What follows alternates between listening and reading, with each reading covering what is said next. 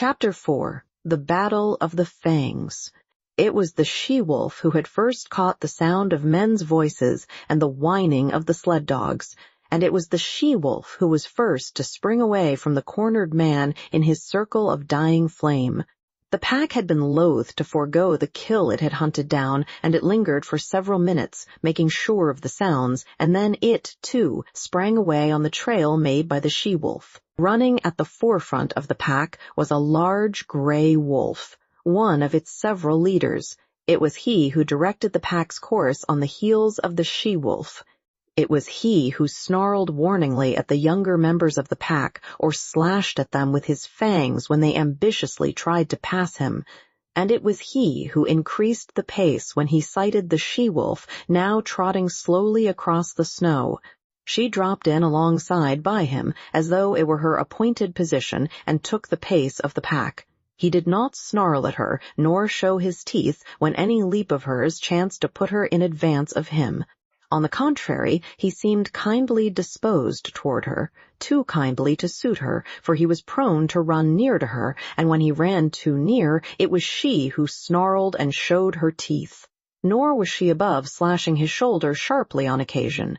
At such times he betrayed no anger. He merely sprang to the side and ran stiffly ahead for several awkward leaps, in carriage and conduct resembling an abashed country swain. This was his one trouble in the running of the pack. But she had other troubles.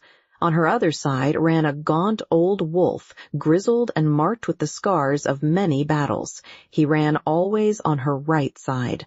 The fact that he had but one eye, and that the left eye, might account for this. He, also, was addicted to crowding her, to veering toward her till his scarred muzzle touched her body, or shoulder, or neck. As with the running mate on the left, she repelled these attentions with her teeth.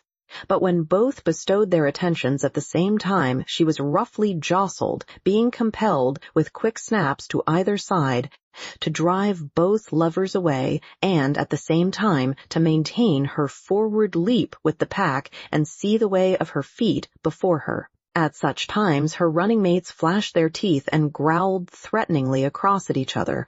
They might have fought, but even wooing and its rivalry waited upon the more pressing hunger need of the pack. After each repulse, when the old wolf sheered abruptly away from the sharp-toothed object of his desire, he shouldered against a young 3-year-old that ran on his blind right side.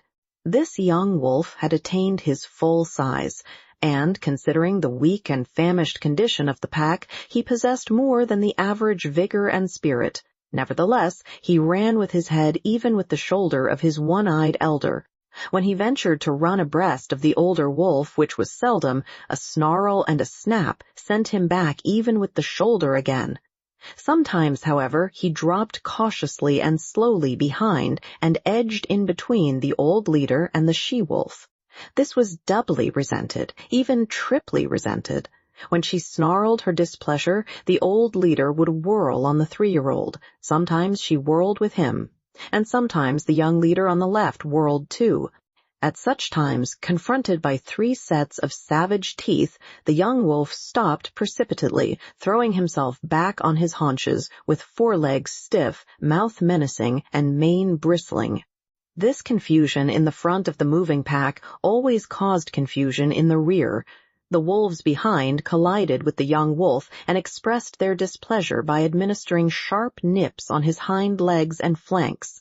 He was laying up trouble for himself, for lack of food and short tempers went together. But with the boundless faith of youth, he persisted in repeating the maneuver every little while, though it never succeeded in gaining anything for him but discomfiture. Had there been food, love-making and fighting would have gone on apace, and the pack formation would have been broken up. But the situation of the pack was desperate. It was lean, with long-standing hunger. It ran below its ordinary speed. At the rear limped the weak members, the very young and the very old. At the front were the strongest, yet all were more like skeletons than full-bodied wolves. Nevertheless, with the exception of the ones that limped, the movements of the animals were effortless and tireless. Their stringy muscles seemed founts of inexhaustible energy. Behind every steel-like contraction of a muscle lay another steel-like contraction, and another, apparently without end. They ran many miles that day. They ran through the night, and the next day found them still running. They were running over the surface of a world frozen and dead. No life stirred. They alone moved through the vast inertness. They alone were alive, and they sought for other things that were alive in order that they might devour them and continue to live. They crossed low divides and ranged a dozen small streams in a lower-lying country before their quest was rewarded. Then they came upon moose. It was a big bull they first found. Here was meat and life, and it was guarded by no mysterious fires nor flying missiles of flame. Splay hoofs and palmated antlers they knew, and they flung their customary patience and caution to the wind. It was a brief fight and fierce. The big bull was beset on every side. He ripped them open or split their skulls with shrewdly driven blows of his great hooves. He crushed them and broke them on his large horns. He stamped them into the snow under him in the wallowing struggle. But he was foredoomed, and he went down with the she-wolf tearing savagely at his throat, and with other teeth fixed everywhere upon him, devouring him alive, before ever his last struggles ceased or his last damage had been wrought. There was food in plenty. The bull weighed over 800 pounds, fully 20 pounds of meat per mouth for the 40-odd wolves of the pack. But if they could fast prodigiously, they could feed prodigiously, and soon a few scattered bones were all that remained of the splendid live brute that had faced the pack a few hours before. There was now much resting and sleeping. With full stomachs, bickering and quarreling began among the younger males, and this continued through the few days that followed before the breaking up of the pack. The famine was over. The wolves were now in the country of game, and though they still hunted in pack, they hunted more cautiously, cutting out heavy cows or crippled old bulls from the small moose herds they ran across. There came a day, in this land of plenty, when the wolf pack split in half and went in different directions. The she-wolf, the young leader on her left, and the one-eyed elder on her right, led their half of the pack down to the Mackenzie River and across into the lake country to the east.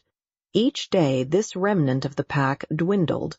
2 by 2, male and female, the wolves were deserting. Occasionally a solitary male was driven out by the sharp teeth of his rivals.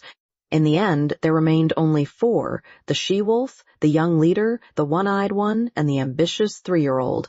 The she-wolf had by now developed a ferocious temper. Her 3 suitors all bore the marks of her teeth, yet they never replied in kind, never defended themselves against her. They turned their shoulders to her most savage slashes, and with wagging tails and mincing steps strove to placate her wrath. But if they were all mildness toward her, they were all fierceness toward one another. The 3-year-old grew too ambitious in his fierceness. He caught the one-eyed elder on his blind side and ripped his ear into ribbons. Though the grizzled old fellow could see only on one side, against the youth and vigor of the other, he brought into play the wisdom of long years of experience. His lost eye and his scarred muzzle bore evidence to the nature of his experience. He had survived too many battles to be in doubt for a moment about what to do. The battle began fairly, but it did not end fairly. There was no telling what the outcome would have been, for the 3rd wolf joined the elder, and together, old leader and young leader, they attacked the ambitious 3-year-old and proceeded to destroy him. He was beset on either side by the merciless fangs of his erstwhile comrades. Forgotten were the days they had hunted together, the game they had pulled down, the famine they had suffered. That business was a thing of the past. The business of love was at hand, ever a sterner and crueler business than that of food-getting. And in the meanwhile, the she-wolf, the cause of it all, sat down contentedly on her haunches and watched. She was even pleased. This was her day, and it came not often. when manes bristled and Fang smote Fang or ripped and tore the yielding flesh, all for the possession of her. And in the business of love, the 3-year-old, who had made this his first adventure upon it, yielded up his life. On either side of his body stood his 2 rivals. They were gazing at the she-wolf, who sat smiling in the snow. But the elder leader was wise, very wise, in love even as in battle. The younger leader turned his head to lick a wound on his shoulder. The curve of his neck was turned toward his rival. With his one eye, the elder saw the opportunity. He darted in low and closed with his fangs. It was a long, ripping slash, and deep as well. His teeth, in passing, burst the wall of the great vein of the throat. Then he leaped clear. The young leader snarled terribly, but his snarl broke midmost into a tickling cough. Bleeding and coughing, already stricken, he sprang at the elder and fought while life faded from him, his legs going weak beneath him, the light of day dulling on his eyes, his blows and springs falling shorter and shorter. And all the while the she-wolf sat on her haunches and smiled. She was made glad in vague ways by the battle, for this was the love-making of the wild, the sex tragedy of the natural world that was tragedy only to those that died. To those that survived, it was not tragedy, but realization and achievement. When the young leader lay in the snow and moved no more, One Eye stalked over to the she-wolf. His carriage was one of mingled triumph and caution.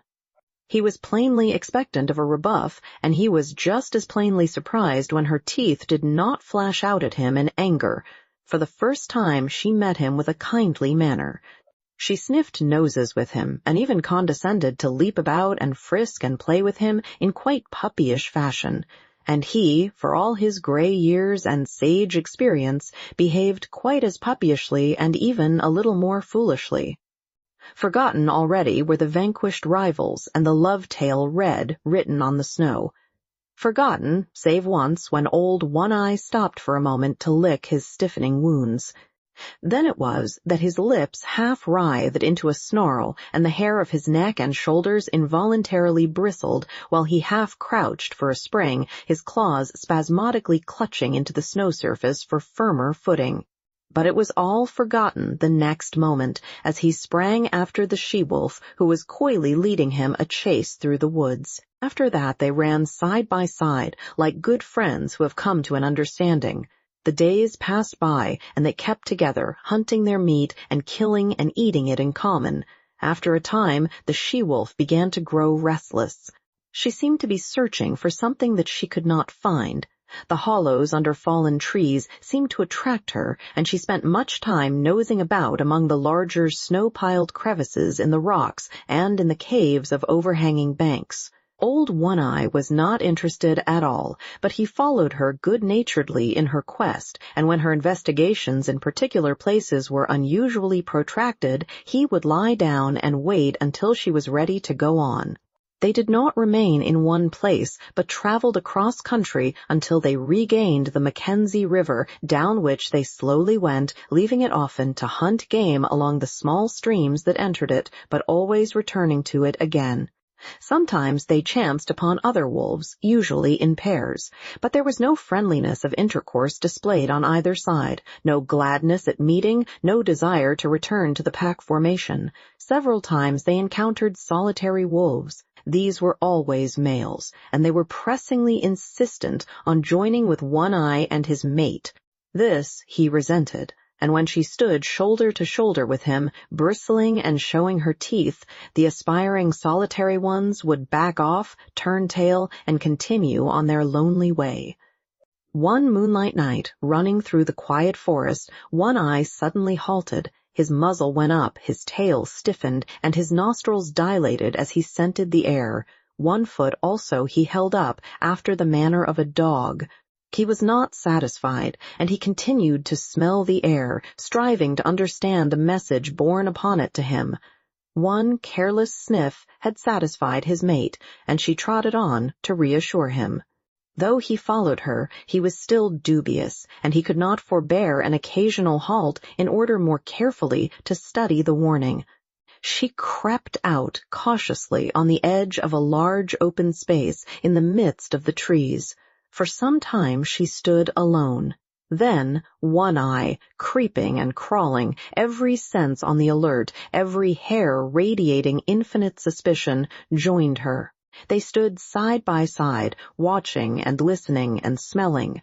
To their ears came the sounds of dogs wrangling and scuffling, the guttural cries of men, the sharper voices of scolding women, and once the shrill and plaintive cry of a child. With the exception of the huge bulks of the skin lodges, little could be seen save the flames of the fire, broken by the movements of intervening bodies, and the smoke rising slowly on the quiet air. But to their nostrils came the myriad smells of an Indian camp, carrying a story that was largely incomprehensible to One Eye, but every detail of which the she-wolf knew. She was strangely stirred, and sniffed with an increasing delight. But old One Eye was doubtful. He betrayed his apprehension and started tentatively to go. She turned and touched his neck with her muzzle in a reassuring way, then regarded the camp again.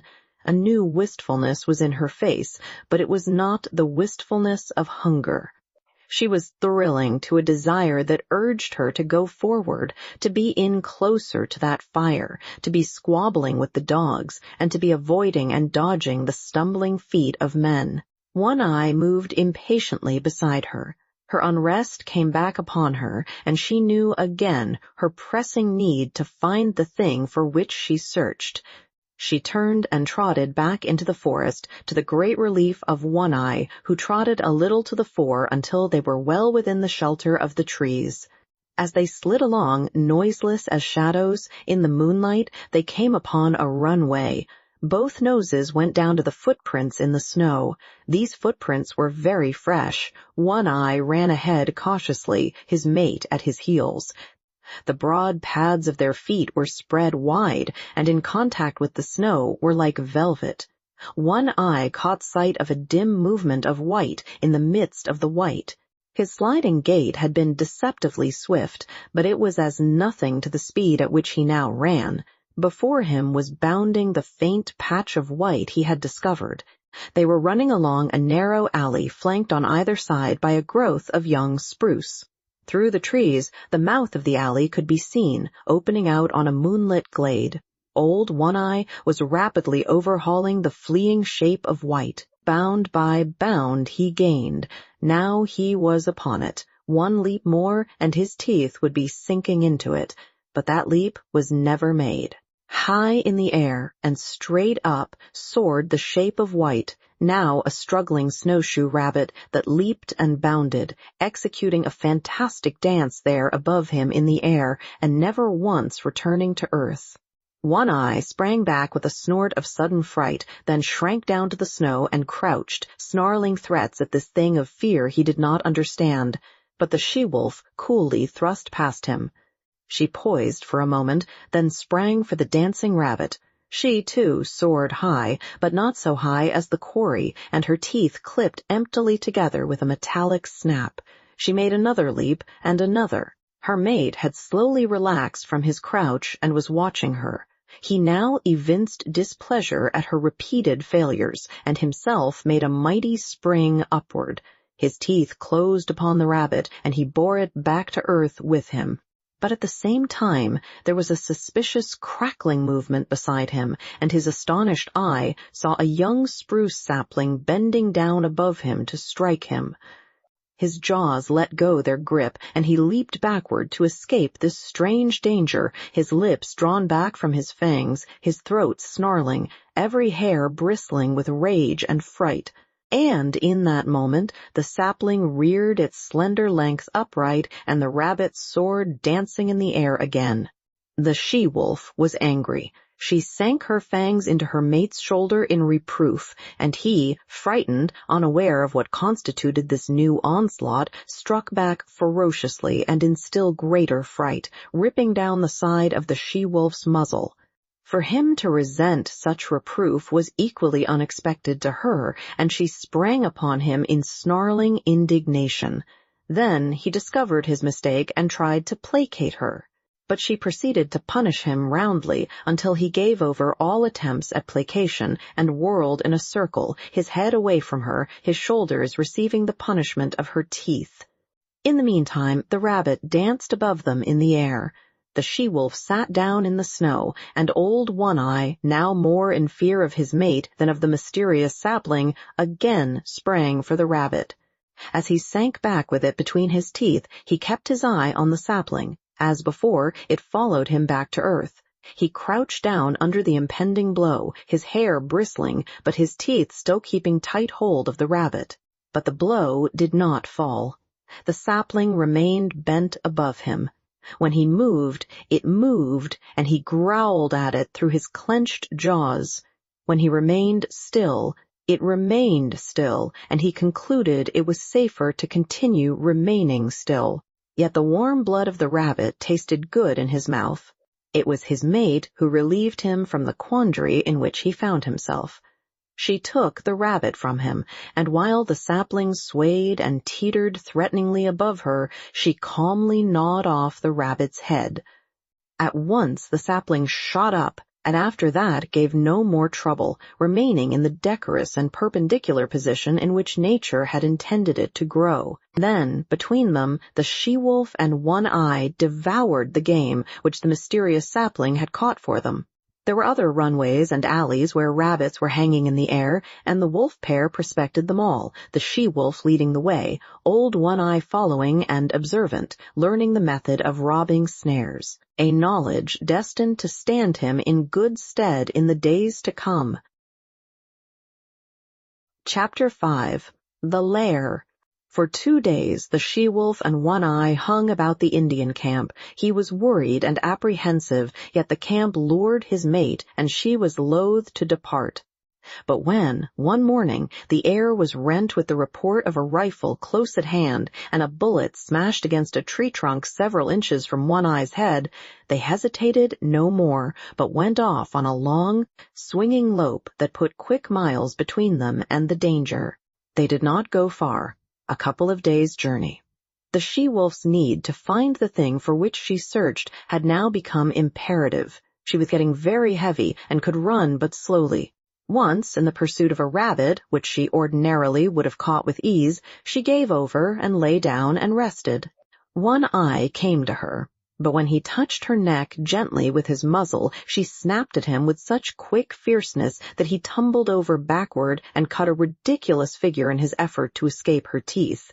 Her temper was now shorter than ever, but he had become more patient than ever and more solicitous. And then she found the thing for which she sought. It was a few miles up a small stream that in the summertime flowed into the Mackenzie, but that then was frozen over and frozen down to its rocky bottom. A dead stream of solid white from source to mouth. The she-wolf was trotting wearily along, her mate well in advance, when she came upon the overhanging high clay bank. She turned aside and trotted over to it. The wear and tear of spring storms and melting snows had underwashed the bank, and in one place had made a small cave out of a narrow fissure. She paused at the mouth of the cave and looked the wall over carefully. Then, on one side and the other, she ran along the base of the wall to where its abrupt bulk merged from the softer-lined landscape. Returning to the cave, she entered its narrow mouth. For a short 3 feet she was compelled to crouch. Then the walls widened and rose higher in a little round chamber nearly 6 feet in diameter. The roof barely cleared her head. It was dry and cozy. She inspected it with painstaking care, while One-Eye, who had returned, stood in the entrance and patiently watched her. She dropped her head, with her nose to the ground, and directed toward a point near to her closely bunched feet, and around this point she circled several times.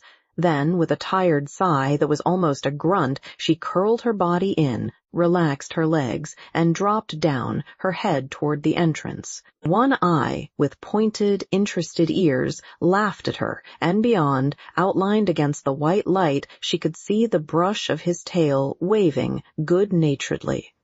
Her own ears, with a snuggling movement, laid their sharp points backward and down against the head for a moment, while her mouth opened and her tongue lolled peaceably out, and in this way she expressed that she was pleased and satisfied.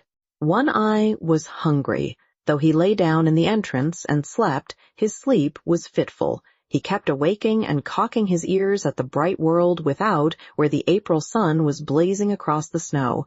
When he dozed, upon his ears would steal the faint whispers of hidden trickles of running water, and he would rouse and listen intently. The sun had come back, and all the awakening Northland world was calling to him. Life was stirring. The feel of spring was in the air, the feel of growing life under the snow, of sap ascending in the trees, of buds bursting the shackles of the frost. He cast anxious glances at his mate, but she showed no desire to get up. He looked outside, and 6 snowbirds fluttered across his field of vision. He started to get up, then looked back to his mate again, and settled down and dozed. A shrill and minute singing stole upon his hearing. Once and twice he sleepily brushed his nose with his paw. Then he woke up. There, buzzing in the air at the tip of his nose, was a lone mosquito. It was a full-grown mosquito, one that had lain frozen in a dry log all winter and that had now been thawed out by the sun. He could resist the call of the world no longer. Besides, he was hungry. He crawled over to his mate and tried to persuade her to get up, but she only snarled at him, and he walked out alone into the bright sunshine to find the snow surface soft underfoot and the traveling difficult. He went up the frozen bed of the stream, where the snow, shaded by the trees, was yet hard and crystalline. He was gone 8 hours, and he came back through the darkness hungrier than when he had started. He had found game, but he had not caught it. He had broken through the melting snow crust and wallowed, while the snowshoe rabbits had skimmed along on top lightly as ever. He paused at the mouth of the cave with a sudden shock of suspicion. Faint, strange sounds came from within. They were sounds not made by his mate, and yet they were remotely familiar. He bellied cautiously inside and was met by a warning snarl from the she-wolf. This he received without perturbation, though he obeyed it by keeping his distance. But he remained interested in the other sounds, faint, muffled sobbings and slubberings. His mate warned him irritably away, and he curled up and slept in the entrance. When morning came and a dim light pervaded the lair, he again sought after the source of the remotely familiar sounds. There was a new note in his mate's warning snarl. It was a jealous note, and he was very careful in keeping a respectful distance. Nevertheless, he made out, sheltering between her legs against the length of her body, 5 strange little bundles of life, very feeble, very helpless, making tiny whimpering noises, with eyes that did not open to the light. He was surprised. It was not the first time in his long and successful life that this thing had happened. It had happened many times, yet each time it was as fresh a surprise as ever to him. His mate looked at him anxiously. Every little while she emitted a low growl, and at times, when it seemed to her he approached too near, the growl shot up in her throat to a sharp snarl. Of her own experience, she had no memory of the thing happening. But in her instinct, which was the experience of all the mothers of wolves, there lurked a memory of fathers that had eaten their newborn and helpless progeny. It manifested itself as a fear strong within her that made her prevent One Eye from more closely inspecting the cubs he had fathered. But there was no danger. Old One Eye was feeling the urge of an impulse. That was, in turn, an instinct that had come down to him from all the fathers of wolves. He did not question it, nor puzzle over it. It was there, in the fiber of his being, and it was the most natural thing in the world that he should obey it by turning his back on his newborn family and by trotting out and away on the meat trail whereby he lived. 5 or 6 miles from the lair, the stream divided, its forks going off among the mountains at a right angle. Here, leading up the left fork, he came upon a fresh track. He smelled it and found it so recent that he crouched swiftly and looked in the direction in which it disappeared. Then he turned deliberately and took the right fork. The footprint was much larger than the one his own feet made, and he knew that in the wake of such a trail there was little meat for him. Half a mile up the right fork, his quick ears caught the sound of gnawing teeth. He stalked the quarry and found it to be a porcupine, standing upright against a tree and trying his teeth on the bark. One Eye approached carefully but hopelessly. He knew the breed, though he had never met it so far north before, and never in his long life had porcupine served him for a meal. But he had long since learned that there was such a thing as chance or opportunity, and he continued to draw near. There was never any telling what might happen, for with live things, events were somehow always happening differently. The porcupine rolled itself into a ball, radiating long, sharp needles in all directions that defied attack. In his youth, One Eye had once sniffed too near a similar, apparently inert, ball of quills, and had the tail flick out suddenly in his face. One quill he had carried away in his muzzle, where it had remained for weeks, a rankling flame, until it finally worked out. So he lay down in a comfortable crouching position, his nose fully a foot away and out of the line of the tail. Thus he waited, keeping perfectly quiet. There was no telling. Something might happen. The porcupine might unroll. There might be opportunity for a deft and ripping thrust of paw into the tender, unguarded belly. But at the end of half an hour he arose, growled wrathfully at the motionless ball, and trotted on. He had waited too often and futilely in the past for porcupines to unroll, to waste any more time. He continued up the right fork. The day wore along, and nothing rewarded his hunt. The urge of his awakened instinct of fatherhood was strong upon him. He must find meat. In the afternoon he blundered upon a ptarmigan. He came out of a thicket and found himself face to face with the slow-witted bird. It was sitting on a log, not a foot beyond the end of his nose. Each saw the other. The bird made a startled rise, but he struck it with his paw and smashed it down to earth, then pounced upon it and caught it in his teeth as it scuttled across the snow, trying to rise in the air again. As his teeth crunched through the tender flesh and fragile bones, he began naturally to eat. Then he remembered, and, turning on the backtrack, started for home, carrying the ptarmigan in his mouth. A mile above the forks, running velvet-footed as was his custom, a gliding shadow that cautiously prospected each new vista of the trail, he came upon later imprints of the large tracks he had discovered in the early morning. As the track led his way, he followed, prepared to meet the maker of it at every turn of the stream. He slid his head around a corner of rock where began an unusually large bend in the stream, and his quick eyes made out something that sent him crouching swiftly down. It was the maker of the track, a large female lynx. She was crouching as he had crouched once that day, in front of her the tight rolled ball of quills. If he had been a gliding shadow before, he now became the ghost of such a shadow as he crept and circled around and came up well to leeward of the silent, motionless pair. He lay down in the snow, depositing the ptarmigan beside him, and with eyes peering through the needles of a low-growing spruce, he watched the play of life before him. The waiting lynx and the waiting porcupine, each intent on life, and, such was the curiousness of the game, the way of life for one lay in the eating of the other, and the way of life for the other lay in being not eaten. While old One Eye, the wolf crouching in the covert, played his part too in the game, waiting for some strange freak of chance that might help him on the meat trail which was his way of life. Half an hour passed, an hour, and nothing happened. The ball of quills might have been a stone for all it moved, the lynx might have been frozen to marble, and old One Eye might have been dead. Yet all three animals were keyed to a tenseness of living that was almost painful, and scarcely ever would it come to them to be more alive than they were then in their seeming petrifaction. One Eye moved slightly and peered forth with increased eagerness. Something was happening. The porcupine had at last decided that its enemy had gone away. Slowly, cautiously, it was unrolling its ball of impregnable armor. It was agitated by no tremor of anticipation. Slowly, slowly, the bristling balls straightened out and lengthened. One Eye, watching, felt a sudden moistness in his mouth and a drooling of saliva, involuntary, excited by the living meat that was spreading itself like a repast before him. Not quite entirely had the porcupine unrolled when it discovered its enemy.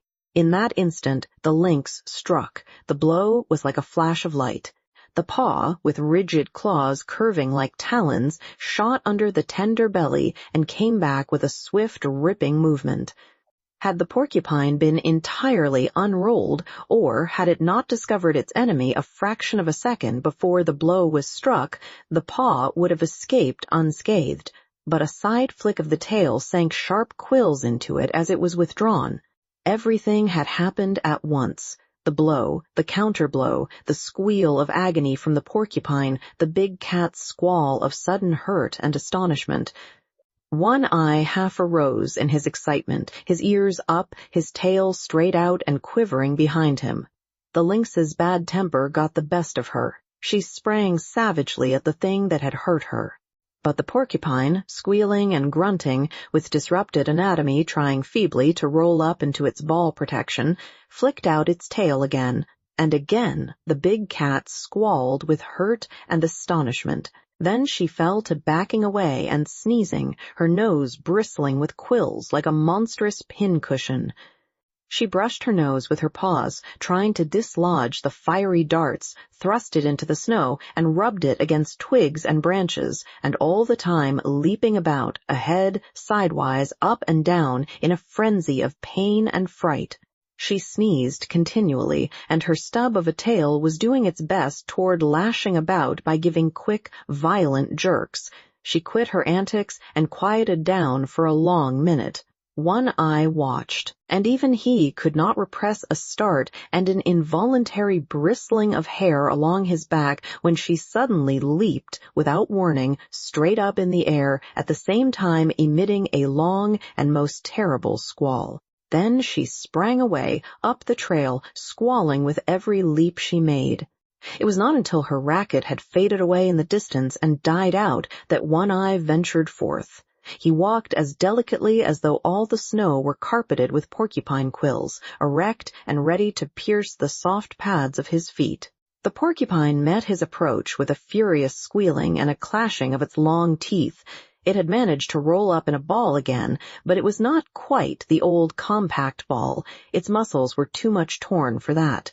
It had been ripped almost in half and was still bleeding profusely. One Eye scooped out mouthfuls of the blood-soaked snow and chewed and tasted and swallowed. This served as a relish, and his hunger increased mightily. But he was too old in the world to forget his caution. He waited. He lay down and waited while the porcupine grated its teeth and uttered grunts and sobs and occasional sharp little squeals. In a little while, One Eye noticed that the quills were drooping and that a great quivering had set up. The quivering came to an end suddenly. There was a final defiant clash of the long teeth. Then all the quills drooped quite down and the body relaxed and moved no more. With a nervous, shrinking paw, One Eye stretched out the porcupine to its full length and turned it over on its back. Nothing had happened. It was surely dead. He studied it intently for a moment, then took a careful grip with his teeth and started off down the stream, partly carrying, partly dragging the porcupine, with head turned to the side so as to avoid stepping on the prickly mass. He recollected something, dropped the burden, and trotted back to where he had left the ptarmigan. He did not hesitate a moment. He knew clearly what was to be done, and this he did by promptly eating the ptarmigan. Then he returned and took up his burden. When he dragged the result of his day's hunt into the cave, the she-wolf inspected it, turned her muzzle to him, and lightly licked him on the neck. But the next instant she was warning him away from the cubs with a snarl that was less harsh than usual and that was more apologetic than menacing. Her instinctive fear of the father of her progeny was toning down. He was behaving as a wolf father should, and manifesting no unholy desire to devour the young lives she had brought into the world. Chapter 6. The Gray Cub. He was different from his brothers and sisters. Their hair already betrayed the reddish hue inherited from their mother, the she-wolf, while he alone, in this particular, took after his father. He was the one little gray cub of the litter.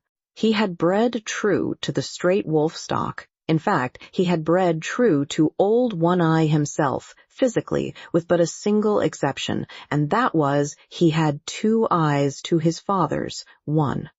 The gray cub's eyes had not been open long, yet already he could see with steady clearness, and while his eyes were still closed, he had felt, tasted, and smelled. He knew his 2 brothers and his 2 sisters very well. He had begun to romp with them in a feeble, awkward way, and even to squabble, his little throat vibrating with a queer rasping noise, the forerunner of the growl, as he worked himself into a passion. And long before his eyes had opened, he had learned by touch, taste, and smell to know his mother, a fount of warmth and liquid food and tenderness. She possessed a gentle, caressing tongue that soothed him when it passed over his soft little body, and that impelled him to snuggle close against her and to doze off to sleep. Most of the first month of his life had been passed thus in sleeping. But now he could see quite well, and he stayed awake for longer periods of time, and he was coming to learn his world quite well. His world was gloomy, but he did not know that, for he knew no other world. It was dim-lighted, but his eyes had never had to adjust themselves to any other light. His world was very small. Its limits were the walls of the lair, but as he had no knowledge of the wide world outside, he was never oppressed by the narrow confines of his existence. But he had early discovered that one wall of his world was different from the rest. This was the mouth of the cave and the source of light. He had discovered that it was different from the other walls long before he had any thoughts of his own, any conscious volitions. It had been an irresistible attraction before ever his eyes opened and looked upon it. The light from it had beat upon his sealed lids, and the eyes and the optic nerves had pulsated to little spark-like flashes, warm-colored and strangely pleasing. The life of his body, and of every fiber of his body, the life that was the very substance of his body and that was apart from his own personal life, had yearned toward this light and urged his body toward it in the same way that the cunning chemistry of a plant urges it toward the sun. Always, in the beginning, before his conscious life dawned, he had crawled toward the mouth of the cave, and in this his brothers and sisters were one with him. Never in that period did any of them crawl toward the dark corners of the back wall. The light drew them as if they were plants. The chemistry of the life that composed them demanded the light as a necessity of being, and their little puppet bodies crawled blindly and chemically like the tendrils of a vine. Later on, when each developed individuality and became personally conscious of impulsions and desires, the attraction of the light increased. They were always crawling and sprawling toward it and being driven back from it by their mother. It was in this way that the gray cub learned other attributes of his mother than the soft, soothing tongue. In his insistent crawling toward the light, he discovered in her a nose that with a sharp nudge administered rebuke, and later a paw that crushed him down and rolled him over and over with swift, calculating stroke. Thus he learned hurt, and on top of it he learned to avoid hurt, first by not incurring the risk of it, and second, when he had incurred the risk, by dodging and by retreating. These were conscious actions and were the results of his first generalizations upon the world. Before that, he had recoiled automatically from hurt, as he had crawled automatically toward the light. After that, he recoiled from hurt because he knew that it was hurt. He was a fierce little cub. So were his brothers and sisters. It was to be expected. He was a carnivorous animal. He came of a breed of meat killers and meat eaters. His father and mother lived wholly upon meat. The milk he had sucked with his first flickering life was milk transformed directly from meat, and now, at a month old, when his eyes had been open for but a week, he was beginning himself to eat meat. meat half digested by the she-wolf and disgorged for the 5 growing cubs that already made too great demand upon her breast. But he was, further, the fiercest of the litter. He could make a louder, rasping growl than any of them. His tiny rages were much more terrible than theirs. It was he that first learned the trick of rolling a fellow cub over with a cunning paw stroke. And it was he that first gripped another cub by the ear and pulled and tugged and growled through jaws tight clenched. And certainly it was he that caused the mother the most trouble in keeping her litter from the mouth of the cave. The fascination of the light for the gray cub increased from day to day. He was perpetually departing on yard-long adventures toward the cave's entrance, and as perpetually being driven back, only he did not know it for an entrance. He did not know anything about entrances, passages whereby one goes from one place to another place. He did not know any other place, much less of a way to get there, so to him the entrance of the cave was a wall of light.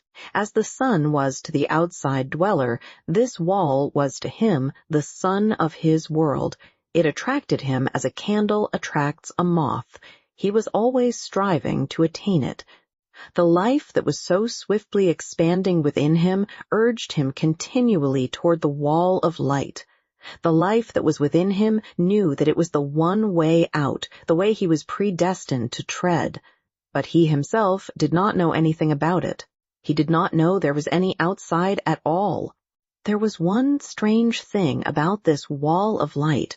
His father, he had already come to recognize his father as the one other dweller in the world, a creature like his mother, who slept near the light and was a bringer of meat.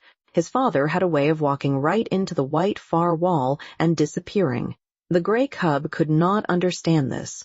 Though never permitted by his mother to approach that wall, he had approached the other walls and encountered hard obstruction on the end of his tender nose. This hurt. And after several such adventures, he left the walls alone. Without thinking about it, he accepted this disappearing into the wall as a peculiarity of his father, as milk and half-digested meat were peculiarities of his mother. In fact, the gray cub was not given to thinking, at least to the kind of thinking customary of men. His brain worked in dim ways. Yet his conclusions were as sharp and distinct as those achieved by men.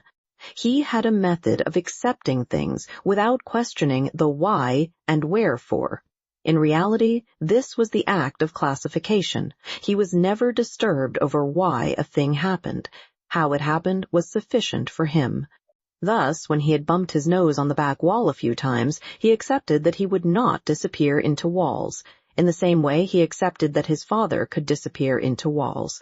But he was not in the least disturbed by desire to find out the reason for the difference between his father and himself.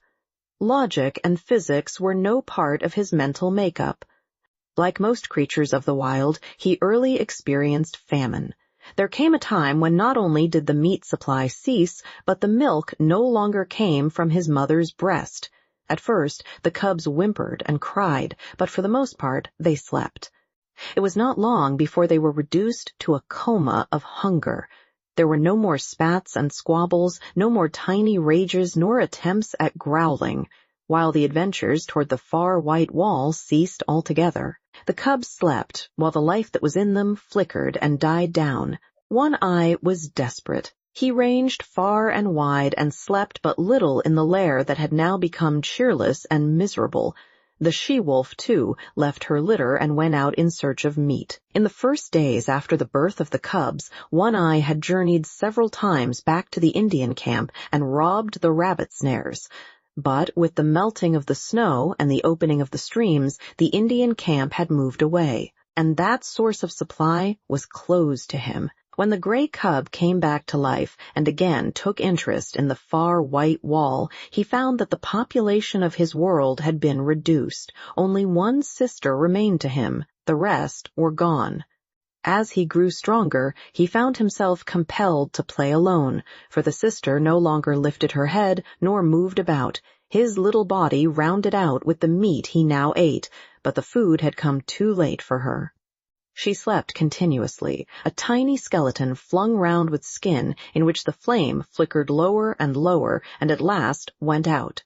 Then there came a time when the gray cub no longer saw his father appearing and disappearing in the wall, nor lying down asleep in the entrance. This had happened at the end of a second and less severe famine. The she-wolf knew why One-Eye never came back, but there was no way by which she could tell what she had seen to the gray cub. Hunting herself for meat up the left fork of the stream where lived the lynx, she had followed a day-old trail of One-Eye, and she had found him, or what remained of him, at the end of the trail.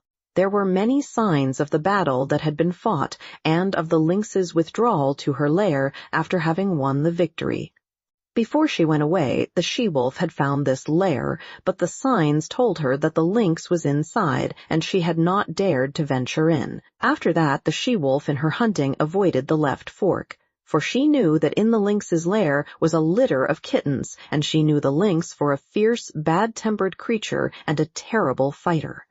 It was all very well for half a dozen wolves to drive a lynx, spitting and bristling, up a tree, but it was quite a different matter for a lone wolf to encounter a lynx, especially when the lynx was known to have a litter of hungry kittens at her back. But the wild is the wild, and motherhood is motherhood, at all times fiercely protective, whether in the wild or out of it. And the time was to come when the she-wolf, for her gray cub's sake, would venture the left fork and the lair in the rocks, and the lynx's wrath